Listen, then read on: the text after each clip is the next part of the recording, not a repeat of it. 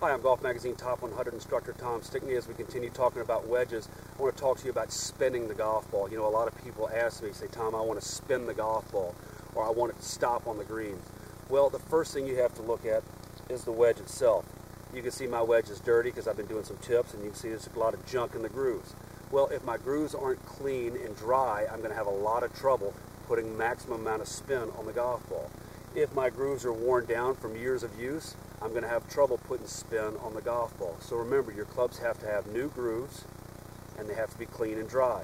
The second thing you have to look at is the ball itself. If here this is a premium type of golf ball, it's designed to spin. It's one of the ones that the pros particularly use. So it is designed for a lot of control, and it's designed with a high spin rate on the shorter irons. So if you don't have a golf ball that's designed to spin a whole bunch in the short irons, you're going to have trouble. You know, if you go grab a hard range ball that you get at any of your local golf courses, and you try to hit that onto the green, it's obviously going to hit and it's going to bobble forward because it's not designed to spin. It's designed to go a long way and be very durable. So remember, if your club and the ball don't match and they don't have the positions to be spin, then you're going to have some trouble.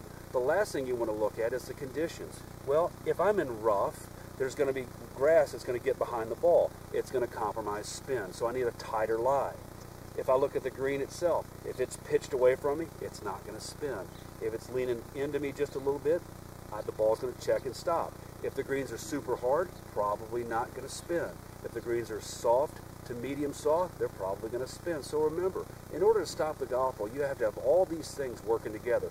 You have to have the club, you have to have the ball, and you have to have the conditions, because if you don't have all those things working together, the ball is not going to spin.